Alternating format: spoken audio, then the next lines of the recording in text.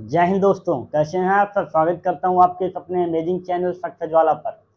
और कैसे हैं आप सब, कैसी चल रही है आप सबकी पढ़ाई। बढ़िया, कहीं कोई प्रॉब्लम तो नहीं आ रही अब, क्योंकि अब टाइम कम है। एनडीए को देखा जाए तो अब केवल 1 सितंबर को आपका पेपर होना है, तो उसके लिए आपके पास टाइम कम है और पढ़ना ज़्यादा है। कुछ लोग तो जो शुरुआत से पढ़ते आ रहे हैं उनके लिए भी रिवीजन को ज़्यादा टाइम देना है, और जिन्होंने अभी पढ़ना स्टार्ट ही नहीं किया है उनके लिए आयोटा 2.0 50 दिन का क्रैश कोर्स जल्द ही आप सबके सामने आने वाला है। 50 डेज में पूरा का पूरा सिलेबस एनडीए का आप सबके सामने कवर किया जाएगा। तो कहते हैं ना कि ना लहजे में कोई कमी, ना किरदार में बुरे हैं हम। ना लहजे में कोई कमी, ना किरदार में बुरे हैं हम, बस कामयाब नहीं हुए इसलिए सबकी नज़रों में बुरे हैं। तो इस बात को आप भी नोट रखिएगा कि जब तक कोई आप कामयाब नहीं हो जाते, संघर्षों की कहानी कोई नहीं पढ़ता है। कामयाबी देखता है हर कोई, रिजल्ट देखता है, संघर्ष के बीच की कहानी उसे नहीं पता है। और आज का अगर समाज के चक्कर में आप पड़े तो मामला गड़बड़ है, क्योंकि ये समाज आपको जीने नहीं देगा। हर बच्चा जीनियस पैदा होता है, छेड़खानी तो सॉफ्टवेयर में होती है। ये आपके आसपास वाले, आपके रिश्तेदार, ये आपको बर्बाद करके रख देते हैं। इस बात को भी आप नोट रखिएगा। कुछ करना है तो आप करते रहिए और अपने पे विश्वास रखिए, क्योंकि हारा वही है जो लड़ा नहीं है। ठीक है, और जिसने गलती नहीं की है कोई, उसने कुछ नया किया भी नहीं है। तो आप सब गलती करेंगे, एक बार में रिजल्ट नहीं होगा, दोबारा पढ़ना पड़ेगा, लेकिन उन बातों को भी ध्यान रखना पड़ेगा जो हमने पहली बार में गलती की थी। अब ये नहीं कि मेहनत करते जाओ, कुछ स्ट्रेटजी भी होती है, कुछ मास्टर प्लान होता है, कुछ आपको बदलाव करना पड़ेगा पहले से अब दूसरे में। चलिए, इन सब बातों के साथ आज हम सब शुरुआत करते हैं अपने फिर आयोटा 2.0 के अर्थमेटिक प्रोग्रेशन में। कल हमने आप सबके सामने बात की थी अर्थमेटिक प्रोग्रेशन तक। रीजन क्या है, अभी थोड़ा सा टेक्निकल इशू है अपने यहाँ, जो कि 2-3 दिन में रिजॉल्व हो जाएगा। जहाँ तक उम्मीद है कि 2-3 दिन में चीज़ें क्लियर हो जाएंगी। और आपको चलिए आज की क्लास को शुरुआत करते हैं। जहाँ की हम लोगों ने बात किया था उसी के आगे शुरुआत करेंगे। और इसकी पीडीएफ आप सबको टेलीग्राम पे मिल जाएगी, जैसे लिखा है टेलीग्राम, आप डालेंगे सक्सेस ज्वाला, उस पर आपको पीडीएफ प्रोवाइड हो जाएगी। लिंक टेलीग्राम की लगी रहती है डिस्क्रिप्शन में, आप वहाँ से ज्वाइन कर सकते हैं। तो आज हम लोग बात करेंगे nth टर्म की, कि क्या होता है एपी का nth टर्म। nth मतलब कोई भी टर्म डायरेक्ट हम फाइंड आउट कैसे करेंगे। तो उसके लिए हम आपको 2 चीज़ें आज यहाँ पर शो करेंगे। फर्स्ट, जो आपका फार्मूला दिया उसकी थोड़ी चर्चा करेंगे, क्योंकि हमने ए को आपको बताया क्या होता है, डी क्या होता है। डी होता है कॉमन डिफरेंस, ए होता है फर्स्ट टर्म। इन्हीं दोनों के बीच में एक रिलेशन बनाया गया, जिसका दिया गया फार्मूला होता है, आपके सामने लिखा हुआ है, मैं दोबारा नोट डाउन कर देता हूँ कि a n is equal to A plus n-1 into D. ये हमारा क्या होता है, एक फार्मूला होता है, किसका, nth टर्म का फार्मूला होता है। इसी को हम लोग Tn भी लिखते हैं, इसी को हम लोग L भी लिखते हैं। सर ऐसी क्या बात है, L क्यों लिखते हैं, क्योंकि L हमारा क्या होता है, लास्ट टर्म। लास्ट टर्म मतलब अगर कोई आपसे पूछे कि डायरेक्ट ये कौन सा टर्म है, तो वो उस एपी का लास्ट ही तो होता है, तो इसलिए एपी का लास्ट टर्म ये होता है। लेकिन आप देखिए कि अगर n की बात हो रही है, अगर n की बात हो रही है, तो आपने गौर किया कि a तो है, लेकिन जब n की बात होती है तो जो आने वाला टर्म है n-1 होता है। तो इधर थोड़ा सा देखिए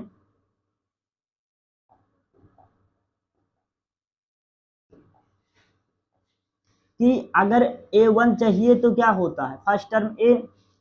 अगर अगर a2 की बात करें तो क्या a में d को अगर जोड़ दें तो a2 ही तो आता था। अगर a3 की हम लोग बात करें तो क्या होता था, a में 2d जोड़ दीजिए। पर एक चीज मुझे दिख रही है कि अगर 3 चाहिए तो 2d आना होता। क्यों, क्योंकि a पहले से उसमें जुड़ा हुआ, इसलिए d एक कम आएगा। कॉमन डिफरेंस में एक कम करके मल्टीप्लाई करा दो तो आपका क्या बन जाता है, टोटल टर्म बन जाता है, जिसे हम क्या बोलते हैं, एपी का फॉर्म बोलते हैं। ये आप इसको भी थोड़ा नोट रखिएगा। डायरेक्ट अगर आपसे कोई पूछेगा तो हम लिख सकते हैं कि आप A99 टर्म बताना क्या होगा, तो आप लिख देंगे A प्लस 98। ये हमारा क्या हो जाएगा,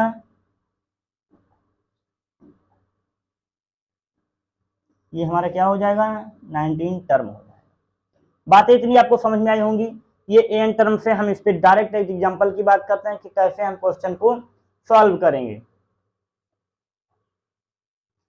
जैसा कि क्वेश्चन दिया गया है, the third term of an AP is 5 and seventh term is, seven term कितना बचा, 9, फाइंड द अर्थमेटिक प्रोग्रेशन। मतलब 3 चीजें आपको दी गई और पूछ रहा है एपी का टर्म बताइए।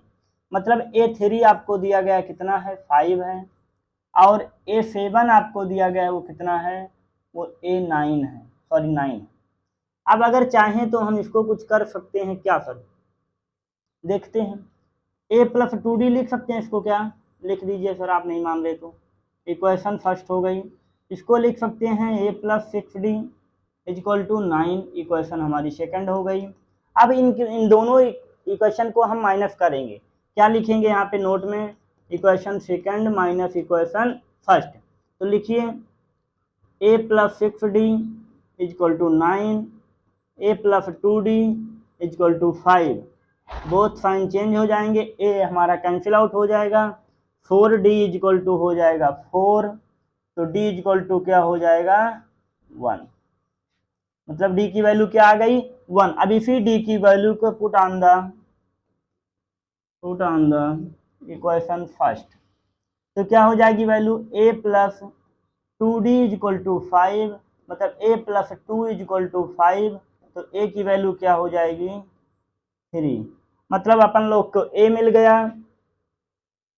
और D मिल गया, तो इससे हम क्या निकालेंगे, अर्थमेटिक प्रोग्रेशन, क्योंकि हमें पता है कि फर्स्ट टर्म A होता है, सेकंड टर्म A+D होता है, थर्ड टर्म A+2D, तो एंड सो ऑन 3, एक एक बढ़ता जाएगा 4, 5, 6, 7 एंड सो ऑन। ये AP आपकी ऐसी ही बनती जाएगी। तो ये यूज किए हम किसका, इस चीज का, अर्थमेटिक प्रोग्रेशन में ऐसे ही nth टर्म हम लोग फाइंड आउट करेंगे। बातें आपको क्लियर हुई होंगी। चलिए आगे चलते हैं। अगला हमारा है एग्जांपल और लाया गया है, determine the 10th term of an AP. किसी एपी का 10वां टर्म निकालो। 2 मेथड से हम लोग निकालेंगे इसको। फर्स्ट फार्मूले का यूज करेंगे, सेकंड डायरेक्ट। 10th पूछा है तो A+9D लिखते हैं, क्या यही निकालना है। ए की जरूरत है, क्या है, ए हमारा 2 है वहां पे, A इक्वल टू 2, डी कैसे आएगा 7 - 2 इक्वल टू 5। तो ए की वैल्यू क्या हो गई 2 + 9 × 5, दैट मीन्स 47। किसकी वैल्यू आ गई, A10 की। A10 की वैल्यू क्या आ गई 47। अगर फार्मूले का यूज करें A10 equal to A + n - 1 × D, that means 2 + 9D। Same वही फार्मूला फिर बना, 2 + 9 × 5, आंसर क्या आया 47। ऐसे भी आप कर सकते हैं, इधर से भी आप कर सकते हैं, जो आपको अच्छा लगे। इससे हम, ऐसा क्वेश्चन आता नहीं पर कभी कभी देखा जाता है। क्लियर, ओके आगे चलते हैं। एक बात याद रखना दोस्तों, बिना मेहनत के जय जयकार नहीं होती। मेहनत तो आपको करनी पड़ेगी। क्यों सर, ऐसी क्या बात है। और आप और हम सब अगर एक साथ, एक युवा जब एक साथ हो जाएगा, 140 करोड़ एक साथ हो जाएगा, फिर देश अपना पीछे नहीं रहेगा। ठीक है, क्योंकि इतिहास, तलवारों के साए पर इतिहास हमारा बनता है। जिस ओर जवानी चलती है उस ओर जमाना चलता है। तो ये युवा जो है भारत देश के लिए क्या है, बैकबोन है। इसे बॉडी में क्या है, पूरा बैकबोन नहीं तो मामला खत्म है। तो युवा जिस तरफ रहेगा उधर ही मामला सेट रहेगा। चलिए आगे बात करते हैं, क्या है selection of term in AP. किसी एपी का हम टर्म सेलेक्ट करेंगे, कौन कौन सा टर्म हमें लेना चाहिए। जब कभी बोल दे कि कोई एपी एज्यूम करो 3 टर्म की है, कोई 4 टर्म की एपी यूज करो, तो आपको यूज करने के लिए कुछ मैंने लिख के लाए हैं, इसको आप एज इट इज लिख के लेके जाइएगा। भूलना नहीं है आपको, इसको लेके जाना है। कहाँ सर लेके जाए, बाजार में, तो अपने घर पे लेके जाना, बार बार देखना उसको। लिखा हुआ है, कलर थोड़ा सा बदल दे रहे हैं, ठीक है। If the AP 3 term in an arithmetic progression be given, assume the number. आपको ये एज्यूम करना है किसी एपी के 3 टर्म A-D, A+D ही मानना। क्यों सर, अभी बता देते हैं क्यों। दूसरा ये, अगर आपको 3 टर्म मानना है, अगर आपको 3 टर्म एज्यूम करना है तो ये लेंगे आप। अगर आपको 4 5 टर्म चाहिए तो ये। इससे ज़्यादा पेपर में नहीं आता। 3 टर्म, 4 टर्म और 5 टर्म, ये 5 आपको याद करके जाने हैं कि कौन कौन से हमें लेने हैं। लेते क्यों हैं उसको हम थोड़ा चर्चा करते हैं। जैसे दे देता कि किसी 3 टर्म के एपी का सम जो है 4 है, तो अपन लोग को 3 टर्म कैसे मानते हैं कि ए प्लस डी प्लस ए माइनस डी, तो इनका सम जो दिया था 10 दिया था, मान लेते हैं 10 के बजाय 9 ले लो, थोड़ा भी 9 था। तो हम देख पा रहे हैं कि डी डी हमारा कैंसिल आउट हो गया। 3a equal to 9, that means a equal to 3। तो इसलिए हम ऐसा करते हैं ताकि हम a की वैल्यू तुरंत एक वेरिएबल की फाइंड आउट कर सकें, इसलिए एक ऐसी वैल्यू हम लोग चूज करते हैं। That is clear. बाकी इससे ज़्यादा पेपर में नहीं आता। यहाँ क्वेश्चन बहुत आया, हर बार आया, कैसे बनता है वो देगा कि किसी एपी के 3 टर्म का सम इतना है, किसी एपी के 4 टर्म का माइनस इतना है, तो आप हमें कॉमन डिफरेंस और फर्स्ट टर्म दिखाइए। चलिए ठीक है। अगला जो आया सम ऑफ n टर्म, बहुत इंपॉर्टेंट, बहुत जरूरी, हर बार पेपर में 2 क्वेश्चन देखा गया है। अभी इसके जस्ट हम लोग आपको पीवाईक्यू कराएंगे।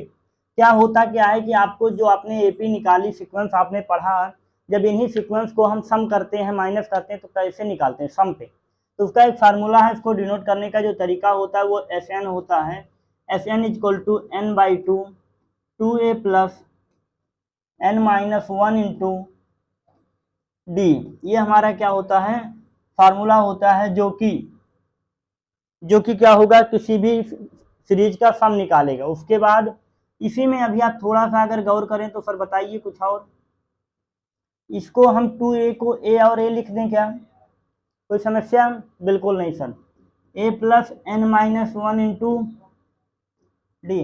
भैया मैथ का मतलब ये है कि आपको नजरें स्क्रीन पर रखनी पड़ेंगी, इधर उधर हुए तो मामला खत्म। जैसे मूवी में अगर सिर इधर किया तो एक सीन निकल गई, तो जब तक हम इधर देखें तब तक आप भी इसी पे रहिएगा, नहीं तो आपका तो फोन तो आपका है, जो भी आप करो, ठीक।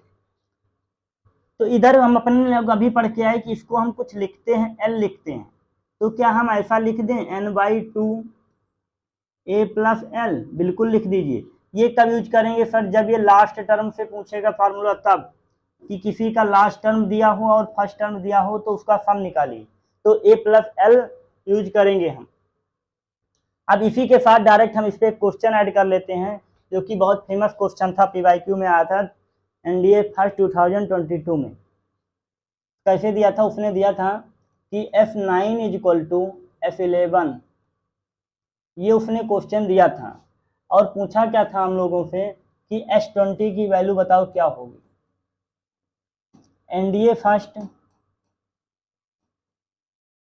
2022 इसमें आया हुआ पेपर है, आप गूगल पे ऑन स्पॉट चेक कर सकते हैं, ठीक है।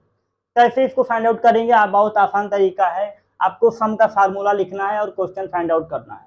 F9 पे हम डायरेक्ट लिखते हैं, फार्मूला आपको पता है, Fn/2, एक सेकंड,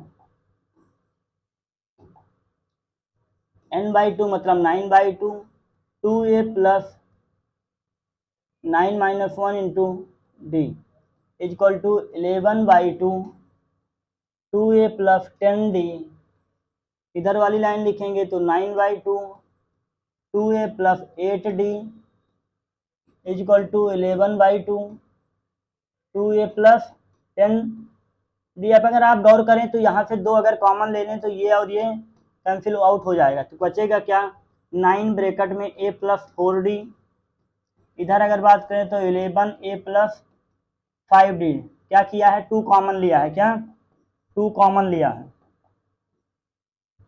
2 कॉमन लेने पे, तो अगर आप इसको सॉल्व करें तो 9a plus 36d equal to 11a plus 55d, सबको एक साथ कर लीजिए, 11a plus 55d minus 9a minus 36d। जब इधर से अपन लोग सॉल्व करेंगे तो आएगा 2a प्लस 19d, इसी को इक्वेशन बना के छोड़ दीजिए, इक्वेशन फर्स्ट। अब अपन लोग को क्या निकालना था, इधर S20 चाहिए था। S20 क्या होता है, सेम उसी फॉर्मेट को अपनाएंगे कि 20/2 2a प्लस 19d।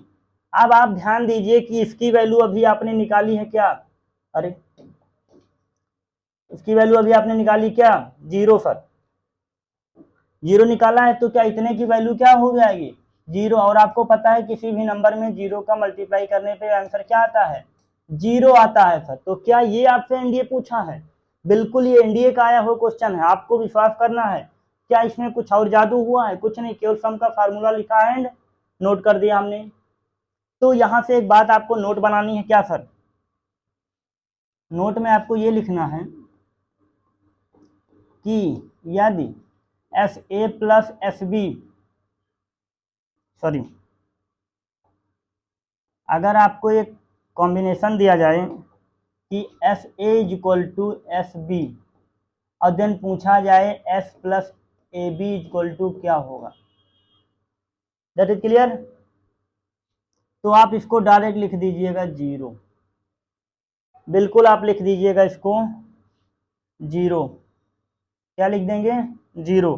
कभी कभी फॉलो कर जाएगा, बाकी नहीं तो आपको निकालना तो ये आता ही है, ठीक है। चलिए अगला चलते हैं। प्रॉपर्टीज क्या है एपी की, कुछ नहीं बताएंगे, केवल एक शब्द इसमें बताएंगे, बाकी क्या है, जो कोई अगर एपी दी गई है, कुछ भी जोड़ो कुछ भी घटाओ, कोई फर्क पड़ने वाला नहीं है। लेकिन एक बात आपको ध्यान रखना है कि यदि कोई ए बी सी 3 एपी आपके सामने है तो इसका जो सेकंड टर्म होता है 2b equal to A plus C by इतना होता है। इसी को कहीं कहीं किताबों में ऐसा भी मिलेगा a equal to A plus C by 2। ये इस प्रॉपर्टीज को फॉलो करता है। अगर ये आता है पेपर में, बहुत बार पूछा गया है, यहाँ पूछा जाएगा कि कोई 4 ऑप्शन आपको दे देगा, बोलेगा कि पहचानिए कौन सी एपी है कौन सी एपी नहीं है, तो आप इसका यूज करके डायरेक्ट वहाँ पे फाइंड आउट कर सकते हैं कि हमारी एपी है या नहीं। एक दिखा दें क्या, प्रूव करके देख लो। अगर कोई एपी जैसे दिया है 2 4 6, तो हम लोग क्या बताएं कि इसका डबल